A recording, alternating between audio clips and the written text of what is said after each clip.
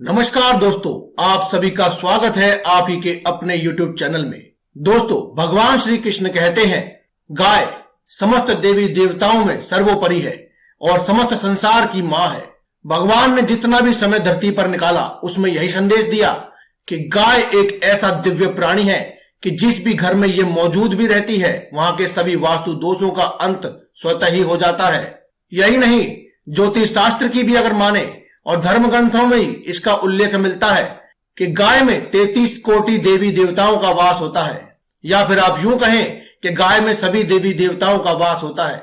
इसीलिए गाय की सेवा करने मात्र से और उनका ध्यान रखने से आपको सभी देवी देवताओं का आशीर्वाद प्राप्त होता है और किसी भी खास दिन या फिर प्रतिदिन गाय की सेवा करने से आपको सभी देवी देवताओं का पूजा करने के बराबर का फल प्राप्त होता है। गाय की रीढ़ की हड्डी में सूर्य केतु नाड़ी होती है। गाय पर सभी प्रकार के नक्षत्रों का प्रभाव सीधे तौर पर पड़ता है। जब सूर्य की किरणें गाय पर पड़ती हैं तो उसकी रीढ़ की हड्डी के कारण गाय स्वर्णक्षार नाम का पदार्थ बनाती है, जो कि गाय के दूध में भी मौजूद होता है। इसी कारण से आपने देखा होगा या महसूस किया होगा कि गाय का दूध हल्के पीले रंग का होता है। गाय के दूध को पीने के भी बहुत से लाभ होते हैं, या फिर गाय के दूध से भी बहुत प्रकार के उपाय किए जा सकते हैं। अगर आप जानना चाहते हैं कि गाय के दूध से या फिर किसी भी प्रकार के दूध से कौन से ज्योतिषीय उपाय किए जा सकते हैं जिससे कि आपको धन वृद्धि हो और धन लाभ हो, आप धनवान बन जाए, तो आप हमारी अगली वीडियो को देखना ना भूलें। लेकिन आज की इस वीडियो में हम आपको बताएंगे कि गौ माता के इस अंग को खास तौर पर छूने से आपको किस प्रकार के फल मिलते हैं। यही नहीं, बल्कि गौ माता की पूजा करने से या उनकी सेवा करने से आपको कौन से फल मिलते हैं, साथ ही आपके धनवान बनने के सभी मार्ग किस प्रकार से खुल जाते हैं। यह बात आज की इस वीडियो में हम जानेंगे। इसीलिए आज की इस वीडियो को पूरा अंत तक देखें और हमारे इस चैनल को सब्सक्राइब करें और लाइक भी करें, क्योंकि दोस्तों आप बाद में भूल जाते हैं। इसीलिए आप इसे अभी लाइक करें और कमेंट बॉक्स में जय बजरंगबली लिखते हुए चैनल को सब्सक्राइब भी करें।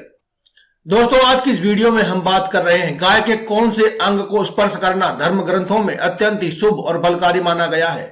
दोस्तों, सनातन धर्म में गाय को बहुत अधिक महत्व दिया गया है। शास्त्रों के अनुसार गाय में 33 कोटि देवी देवताओं का निवास है और जो कोई भी मनुष्य गाय की नित्य पूजा आराधना करता है, गाय की सेवा करता है, उस पर सभी देवी देवताओं की कृपा बरसती है।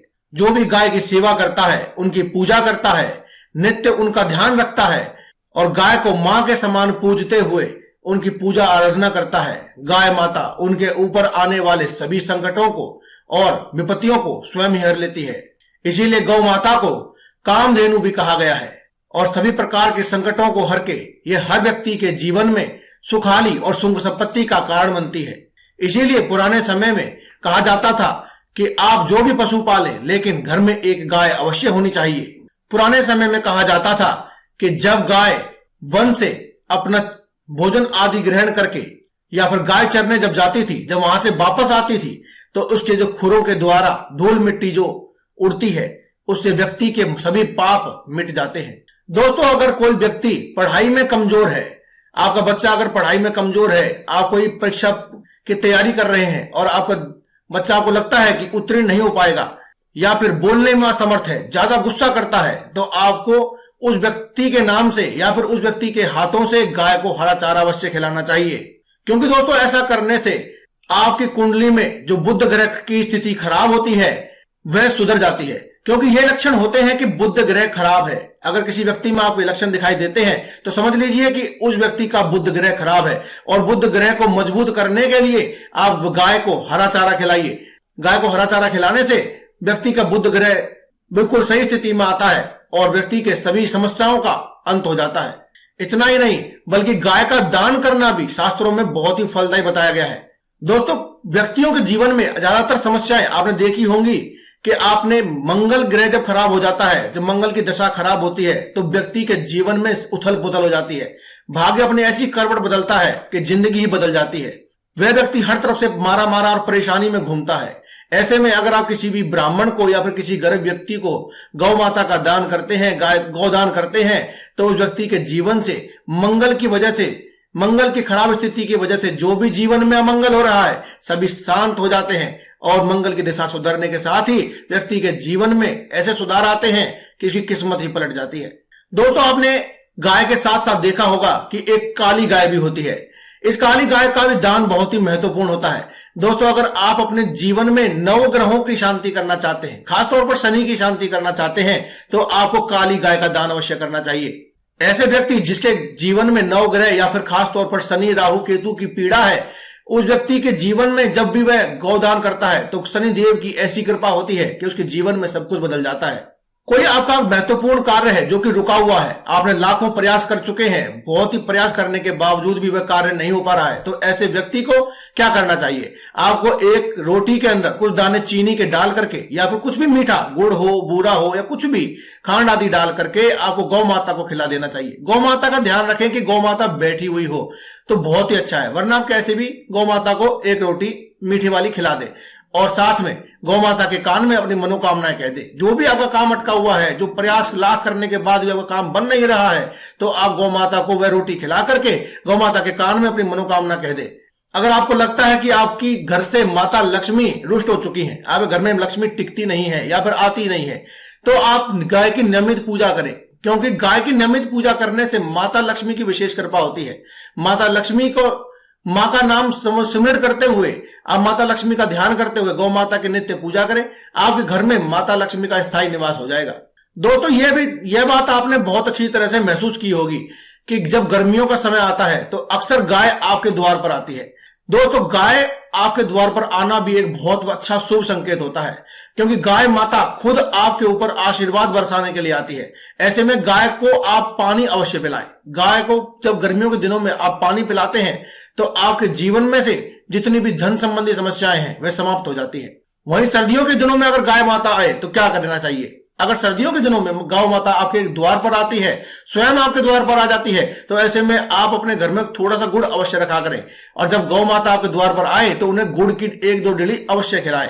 थोड़ा सा गुड़ अवश्य खिला दीजिए। यानी कि सर्दियों में गुड़ और गर्मियों में आपको पानी, आपको यह अवश्य ही पिलाना है। आप देखेंगे कि आपके जीवन में धन कितनी रफ्तार से आता है। आपकी जो समस्याएं थी, आप लाखों उपाय कर रहे हैं, प्रयास कर रहे हैं, आपके कोई महत्वपूर्ण कार्य हैं जो अटक जाते हैं, वे पूरे नहीं हो पा रहे, तो आप बस ये उपाय कीजिए। आप ये उपाय करने से ही सब कुछ पा लेंगे। आपकी जिंदगी में जो भी आप पाना चाहते हैं, जो भी समस्याएं हैं उनसे छुटकारा पाना चाहते हैं, कोई धन या फिर ऐश्वर्य, सुख, संपत्ति आदि जो भी आप पाना चाहते हैं वह सब पा लेंगे। गौ माता तो इतनी कल्याणकारी है कि ये आपके पितृदोष तक को शांत कर देती है। पितृदोष शांत करना चाहते हैं तो आप गौ माता को रोटी, गुड़ और हरा चारा अवश्य खिलाएं।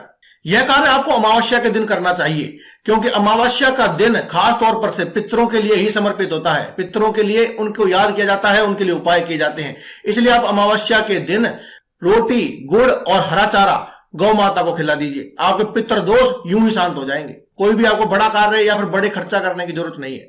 दोस्तों अगर घर में बच्चे ऐसे हैं जो कि अभी कहा नहीं मानते हैं, गुस्सैल हैं, बात बात पर गुस्सा करते हैं, नाराज हो जाते हैं, कहने से बाहर चल रहे हैं, आप जैसा कहते हैं वैसा वह करते नहीं है, यानी कि सीधे शब्दों में कहें कि बच्चे बिगड़ चुके हैं, तो ऐसे में आप क्या करें? तो ऐसे में आप बच्चे के हाथ से लगा हुआ भोजन गाय को करा दीजिए। ये तो पता है कि बच्चा शायद ना भी खिलाएगा, लेकिन आप बच्चे के हाथ से स्पर्श किया हुआ भोजन आप खिला दीजिए।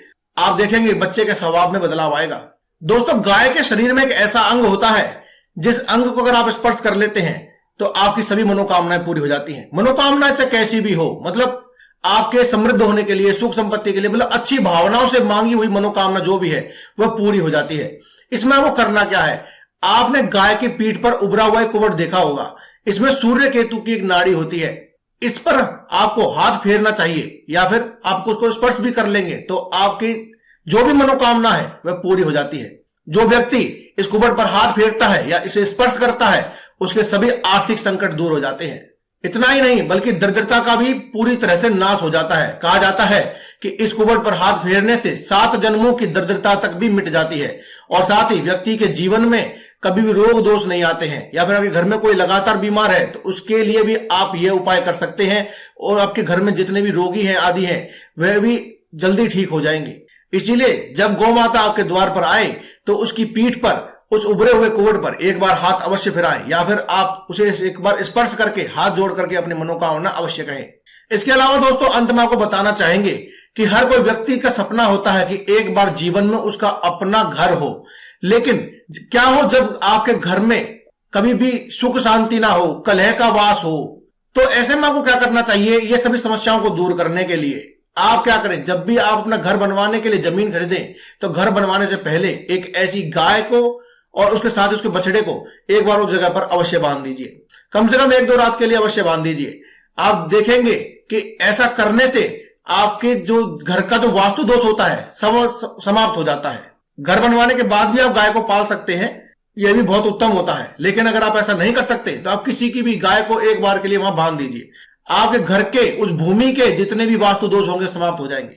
तो दोस्तों आज की इस वीडियो में केवल इतना ही। कल फिर आपसे मुलाकात होगी एक और नई वीडियो के साथ। तब तक के लिए दे में इजाजत। धन्यवाद। कमेंट बॉक्स में लिखते रहें जय बजरंगबली।